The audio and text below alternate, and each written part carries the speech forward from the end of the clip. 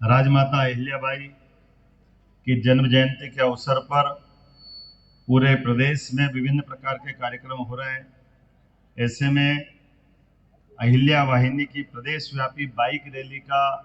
आज का ये हमारा कार्यक्रम, इस अवसर पर माननीय सांसद खजुराहो और भाजपा के अध्यक्ष माननीय विष्णुदत्त शर्मा जी, माननीय मंत्री श्रीमान विश्वास कैलाश सारंग जी, माननीय मंत्री श्रीमती कृष्णा गौर जी, माननीय विधायक भगवान दास सबनानी जी, माननीय महापौर श्रीमती मालती राय जी, डीजीपी श्री कैलाश मकवाना जी, एसीएस जैन कंसोल्टिया जी, इस अवसर पर उपस्थित स्पोर्ट्स डायरेक्टर के क्या एडीजी बोलते क्या बोलते डायरेक्टर हैं मैं हमारे राकेश गुप्ता जी, श्रीमती ऋचा प्रज्ञा ऋचा जी और आप सब, जिन शख्सियत के नाम पर यह आयोजन हुआ है, ये हमारे लिए कई कारण से बहुत महत्व का है और ये हमारे लिए एक तरह से शासन के, सुशासन के, नारी शक्ति के प्रति सम्मान के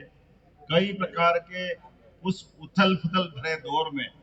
जब आकारांता दिल्ली से बैठ के सरकार चला रहे थे, ऐसे में भारतीय सनातन संस्कृति के ध्वजवाहक भी अपने अपने स्थान पर अपने अपने शासन के संचालन के साथ एक अलग से पहचान हर क्षेत्र में बन रही थी। और खास करके बहनों के क्षेत्र में 300 साल पहले ही हम सबके सामने 300 से 500 साल का अगर समय कम निकालें तो रानी दुर्गावती, रानी अवंतीबाई, राजमाता अहिल्या माता, झांसी की रानी,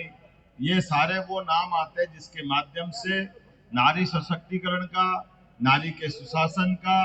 नारियों के प्रति हमारे देश की अवधारणा का, ऐसे सारे उदाहरण उसी में समझ में आते हैं।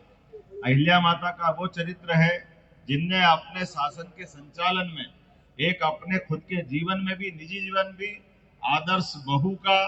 आदर्श शासिका का, आदर्श माँ का, आदर्श पत्नी का और पूरे राज्य के लिए नहीं पूरे देश के लिए आदर्श माँ स्वरूपा। इसलिए उनने जीते जी अपने शासन काल में कोई उनको महारानी बोलता तो वो प्रेम से बोलती, बेटा माँ बोलो पर्याप्त है। वो अपने सबके लिए वो प्रेम लुटाती माँ, जिसने अपने शासन काल में सारे कष्टों के बीच, जैसे डीजी साहब ने भाषण में बताया भी, कोई किसी का अगर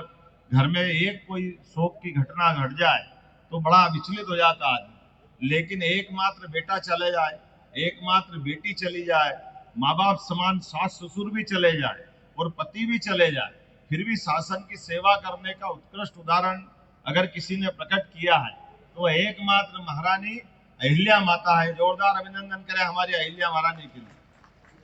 अद्भुत व्यक्तित्व की धनी और अपने जीते जी उनने सुशासन के इतने प्रकार की कीर्तिमान,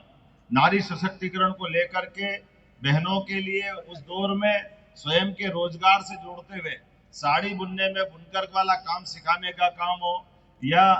खेती बाड़ी में गरीब से गरीब आदमी के लिए कुएं बनवाने का काम हो, या आदिवासी अंचल में भील समाज की पलटन बनाने का काम हो, सारे कामों के पीछे उनकी अपनी अंदर की भावना राष्ट्रभक्ति से ओतप्रोत है। मैं आज के इस अवसर पर जब कल यशस्वी प्रधानमंत्री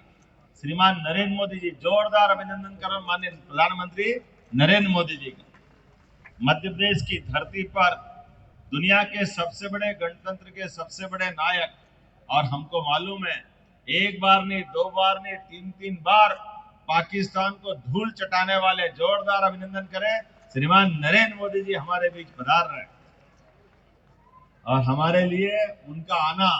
न केवल हमारे लिए गौरवान्वित करने का बराबर है, बल्कि उनका आना हमारे लिए कई कारण से बहुत महत्व का है। मैं आज के इस अवसर पर जब अहिल्या महारानी के उत्सव को मना करके लगातार हमारे अलग अलग विभाग भी लगे हुए, तो खेल विभाग, पुलिस विभाग और खास करके स्वावलंबी महिला सशक्त राष्ट्र,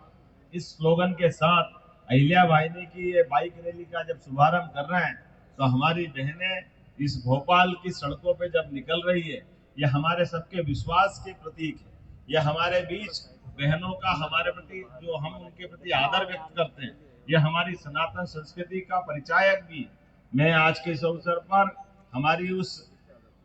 गौरवशाली परंपरा का पुनः सम्मान करने के लिए मध्य प्रदेश सरकार ने विरासत से विकास की ओर का जो संकल्प लिया है, ये उसी के सिलसिले में आगे हमारे संकल्प की पुष्टि करेगी। और कितनी अच्छी लग रही बाइक में बहनें, पता ही नहीं चल रही बहन बैठी के भाई बैठा है। मौका पड़े तो हमारी दुर्गा वाहिनी की तरह टूट पड़ती दुश्मनों पर। और पुलिस में बहनों की मौजूदगी गुंडों का अपने आप में सफाया करने के लिए पर्याप्त होती है। मैं उम्मीद करता हूं आपके माध्यम से हमारी सरकार की पुलिस की दक्षता भी और निखरेगी। मैं अपनी ओर से बाइक रैली के अवसर पर एक बार आप सबको शुभकामना देता हूं, बधाई देता हूं। बहुत बहुत धन्यवाद। भारत माता की जय।